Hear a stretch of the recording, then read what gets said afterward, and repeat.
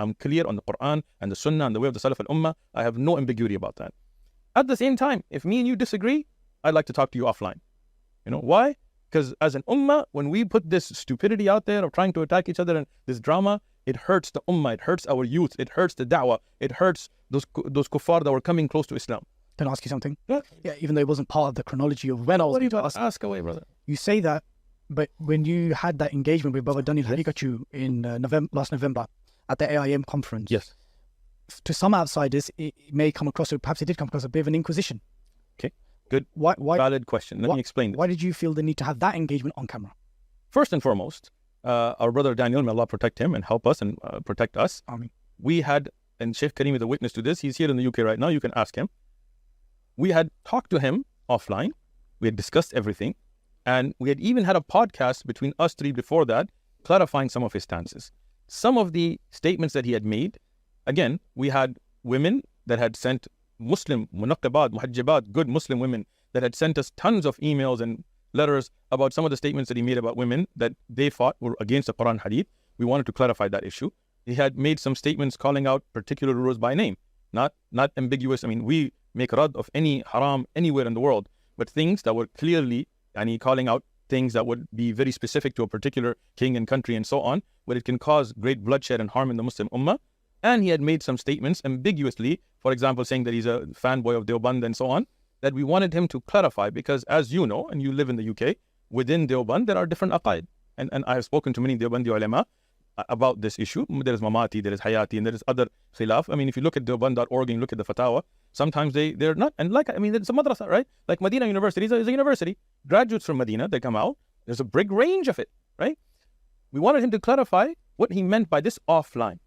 He requested that to be in front of the camera, not us. Ah, okay. And this is a big misunderstanding. And the reason we haven't made videos clarifying, because we don't really want to fan the flames on these issues. Okay. That day I was speaking, and Brother Wasim Ismail was Many wouldn't have known that. People would not, and I appreciate you bringing that up. Because some would have seen as an, well, why Sheikh Usman sticking it on him like that? I would agree with you that definitely came out. We all agree that it was not the way we should have done it things. Okay. It is not the way we wanted to do things, and it's not the way we planned to do things. He wasn't supposed to speak. There was no panel that time. Our brother Wasim Ismail was supposed to, or I think he was speaking after me. Sheikh Kareem is a witness, and we can call him and you can ask him. Him and Sheikh Kareem spoke, and he asked for the panel to be public. And all we wanted to do was to clarify. If I was to say that I'm a fanboy of Medina graduates, it would be your haqq to tell me, hey brother, do you mean Dr. Yasir Qadi? Do you mean Sheikh Fulan? Do you mean, right? You could ask me, and I have which spectrum of Medina University graduates, of course, right? Okay. Now again, that's no disrespect to Jamia al-Medina itself, but there are graduates from Medina that hold very strange views nowadays, and again, I'm not trying to call out the Dr. Yasir Qadi by name, but he is a graduate of Medina, right? And there Dr. Tahir Wayat and others who I would agree have different views, and there are other graduates, obviously in the UK, that would have very different views.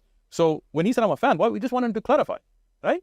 And obviously you can see from the interaction that he didn't know what the Hayati, Mamati, and what all that was about. And again, this was not meant to be done publicly. First off, it was at his request. Because one of his responses was that similarly there's a spectrum of Salafis.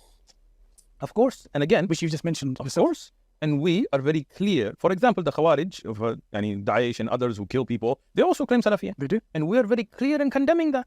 Right? When Dr. Yasir Qadi, and again, I didn't really want to bring him up personally, but when he stated his issue about istikhatha and so on, Sheikh Kareem Ibn Zayd was very clear in refuting that. And he wrote books on it.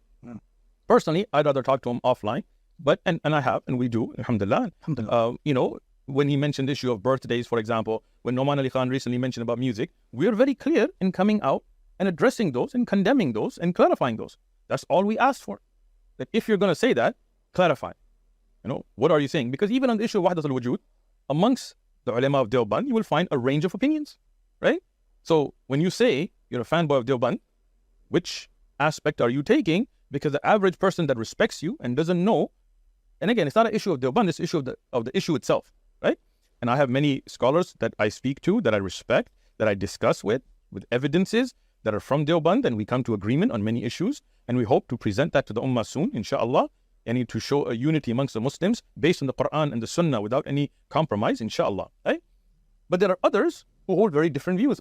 Here in the UK, and again, I'm not going to mention names or places, I was in a city where there were two masajid that both followed Deoband right next to each other, and I was, in the area, and I was speaking to people from that congregation, and they were warning me about each other. right? And again, this happens with brothers who call themselves Salafi as well. Yeah, that And we'll see from Brelvis as well. happens in Brelvis as well. In Pakistan, I studied in Pakistan, I lived in Pakistan. There will be a Mamati and Hayati Deobandi masjid right next to each other with speakers pointed at each other, calling each other out all day long. So if you, my brother Delhi, if you said, I'm a Qura fanboy or a Medina fanboy, and we have graduates from there in the country that are preaching something very different from others, for me to ask you to clarify that is not something unreasonable. But the choice to do it on camera, you are saying was done. Once again, and again, I'll give you Sheikh Kareem's number. You can speak to him himself. This is a clear thing that he's the one that requested it that way. We would not have wanted it that way. We did not want it that way. And it was not an inquisition. We spoke to him offline. It was meant to be a clarification. But unfortunately, it did not clarify and caused more fitan. And we ask Allah to forgive us for any mistakes that we made. And we ask Allah to unite the ummah and come back to it. And again, since then, one of the positives, I have been engaging with many ulama who have graduated from Deoband, and I've presented them many evidences of things that, for example, we would disagree on, and we've come to an agreement on a lot of them, looking at the clear evidences. And we hope that when we present that to the ummah, it will be a point of unity.